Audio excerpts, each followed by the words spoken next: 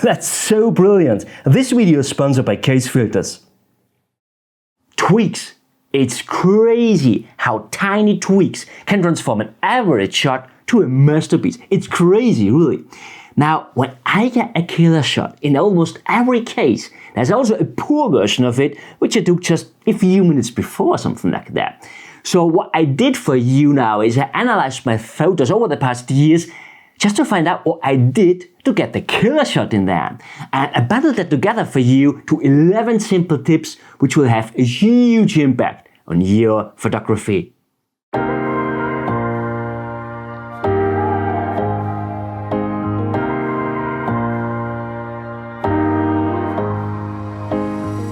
My friends, very nice to see you. It's really crazy. The difference between an average shot and the masterpiece is smaller than you might think. I will show you a couple of bad photographs during this video, and afterwards I will always show you the good version of it, the masterpiece, to find out which tweak I did for the particular case. Okay, let's start with this average shot here. I mean, the composition is nice, the light is nice, the mood is even nice, but it's not more than an average shot. I would not sell it as a finer print on my website. And the thing is, just a few minutes later, the sun went up a little bit higher and the hill in front of me got illuminated, which threw this fantastic pattern into the landscape. I just had to change my camera position slightly to get this nice zigzag line into my composition, and voila, I got a finer photograph. And this one sells quite well on my website, I have to say. So tip number one is observe the light when you are out on location. How does the light change, and make the light itself an element in your composition? It's so easy actually.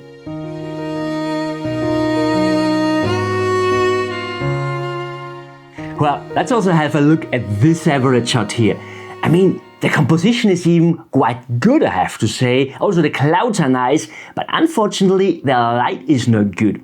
And the thing is, just 20 minutes before or so, I took another shot into the same direction. Same camera, same lens, but the light was much softer due to the atmospheric softness in the early morning. I got the masterpiece with my first shot, but I was not quick enough with the second one, which is why I got just a poor average shot out of it. So tip number two is always try to be at the right place in the right time. In this case, it had been better to prepare for the second shot already before, so they had been able to take it quickly after the first one, because the time window for great light was quite small that morning. But also when the light is great, we still have to be careful. When I took this image here, I knew that I would get gappy mid-level clouds. We will talk later a little more about why I knew that already in front. The light was spectacular, but the sky didn't work. It almost worked because we have this nice repetition of the bottom part up here in the sky. Even with the orange cloud up here, which is crazy. Yeah, it builds the opposite of the illuminated hill here. But I have to admit, the sky is too busy here, yeah, which makes the image a little bit too complicated, I have to say. Great for Instagram maybe, but far away from a masterpiece. And the crazy thing here is now that just 4 minutes later or so, I got this shot here. And the only tweak I did here is actually, yeah, I waited for 4 minutes or so. How simple is that? Yeah, the clouds were moving due to wind and formed this fantastic cloud in the sky with that awesome plasticity, which allowed me to crop the image a little bit more from the top. So a really good tip is wait for the right sky. Yeah, we are really talking just about tiny tweaks which transform an average shot to a masterpiece. And quite funny by the way, I often hear people saying something like, Christian, you have so much luck with the weather. Yeah, as it was for this image here, for instance. And I mean, it was so spectacular when the light broke through. I still get goosebumps when I just think about that moment. It is crazy. But the thing is, we were around, I think, 10 to 15 photographers, something like that morning. But I was the one and only who got the photograph. And the reason therefore is simply that the hours before, it looked more like that. Yeah, I heard photographers saying how sad it would be that there was no light that morning. And so they went all the way with their cameras. Just I stayed because I knew something the others didn't. I simply knew that there were gappy mid-level clouds predicted. I even told that to the others, but they didn't believe me, to be honest. Yeah, I mean, just look at the first photo. It didn't look all too promising, right? So how did I achieve that? To be anyway in the right place at the right time. Now, actually, that would not be just a tiny tweak. Actually, it would be quite complicated to predict specific weather phenomena like gappy sky. Yeah, you need to use weather maps to predict your own weather. And I want to be honest here with you, it takes quite long to get in and it's time consuming. It's an own hobby actually. Yeah, just in the case you're anyway interested, I will put you a link down in the description to my favorite weather maps. It's completely free of charge, by the way. Now, I said all the tips in this video would just be tiny tweaks, right? And so of course there is also a quick and simple solution to predict weather like gappy sky and much more, just like that actually. And they're quite accurate, I have to say. We are talking about Photos. And Photos is really a useful weather alert system which analyzes the weather maps for you, and that in the same way as I do. Easy to use and absolutely not time consuming. I made already a video about Photos where I go much more in detail. I will link it up here for you. Yeah, it's really crazy how light can transform a photograph, isn't it? I will also give you a pro tip later, but let's go on with one more super simple tip. Let's have a look at this average shot here, which I took at the focal length of 130 millimeters. We see lots of empty trees. Just this one here paints this nice patch of yellow into the scene. It's a nice contrast, isn't it? But the image is too complicated. It doesn't express the essence, right? Now, what I did is I simply put my teleconverter on and I took this shot here with around 300 millimeters. This image is much cleaner. It even doesn't need the reflection of the foliage in the lake. We can determine a duck here at the left-hand side. It's just awesome. And we don't have a huge amount of empty space. It doesn't add to the image. So the tweak here was just to zoom in actually. And that is so often the case that excluding elements leads to a stronger image. Well, the next tip is probably the most simple one of this video. This time I will not show you an average shot, but even a complete rubbish shot. And this is it, complete rubbish, right? And honestly, I would never publish it. I would show it just to my closest friends maybe. The light was simply, bad for shooting woodland on that day, but then I made just a tiny tweak and I got this shot here. I mean, I have to admit, I also don't think it's a world-class shot or so, but it's a reasonable photograph. And the only tweak I did was that I used a circular polarizer. That's it, I just used a circular polarizer. A big thanks at that point to the sponsor of this video, which is Case. Yeah, since I'm using Case filters, I experiment much more with filters as the magnetic system allows me to try out filters without wasting time. It's really a big difference, as it is not an effort to try out filters. However, what the polarizing filter did here for me is it increases the saturation of the foliage and it increased the contrast between the foliage and the forest floor. How simple is that?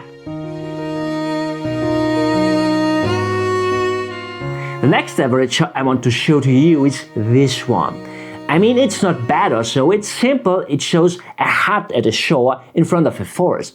But there's the definition missing. It looks flat, right? So what I did is I simply converted it to black and white.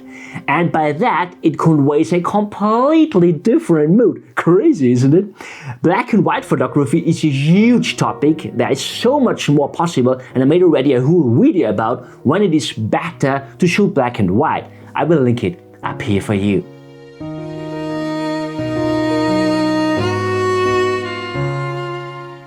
Alright, let's have a look at this image here. I would maybe not rate it as an average shot. It's a good image. It's just, there would be possible much more. And what I'm missing here a bit is the drama in this image. You know, The mountain is amazing, but it doesn't get supported enough by the sky, right? I mean, the sky was stunning. I knew that I would get gappy sky. We know why. And so the tweak here was that I simply included more of the sky by going over to landscape orientation. And by that, the image conveys a completely different mood. The next image is also quite interesting. I waited for several years to get the right conditions, to get the red sky at the right position and the sky dramatic enough. And I have to say, I even like the first image I got, but the thing is, there is a good reason why there are these crosses up on that rock. Just quickly, hundreds of years ago there happened a bad accident where people drowned in the water. And when I was there for the photography, I always had to think about that. The image conveys energy, it expresses the accident maybe, but there was one important thing missing for me, which was salvation. Ultimately, I went into landscape orientation and I included this subtle reflection of the cold sky at the right-hand side of the image. So we still have the accident at the left-hand side, but the salvation at the right one. And this leads to this bittersweet mood this image conveys. Yeah, it's the opposite to the example before actually. At the mountain shot before, we didn't have enough drama, and here we had too much energy. I needed to balance the story. The difference is crazy, isn't it?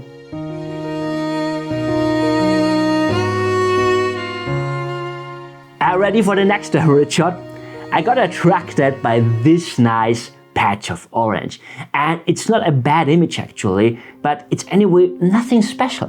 The light was bad, so I wasn't able to play around all too much with the backdrop. What I did instead is I turned around 60 degrees around the tree to make the scene more simple, to get it more compact. And finally I got this image here. So sometimes it's really good tip to go a little bit around your subject. Okay, let me give you a pro tip. A tweak is maybe a tiny bit more complicated than the others, I have to admit, but it's a pro tip. Well, let's have a look at this average shot here. I mean, it's a totally bad one or so.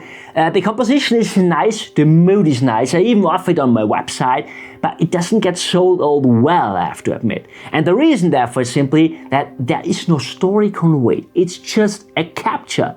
We have this nice wild garlic here and nice deadwood there, even a little bit of soft atmosphere, but the image doesn't say anything, right? Now, when we look at this image here instead, which I took just a few steps away from the other one, it looks like a creature would lie in the wild garlic, right? There's also this subtle curiosity of why is he lying there? Does he like wild garlic so much that he hugs it? Or has he maybe got a wrong one, that he got poisoned or so? We don't know that, of course. So the tweak here was simply that I looked for symbols out in the field. That means we also have just wild garlic and deadwood in this image here, but the deadwood looks more like a creature in that case. And the connection between these two elements, deadwood and wild garlic, tells a story. So whenever you're out for photography, don't only capture nice scenes, try to tell stories. And if you shouldn't know how to implement a story into your photography, watch this video here next. And friends, I hope you enjoyed this video. If yes, share it with your friends. And thank you so much for watching. See you next time. Bye.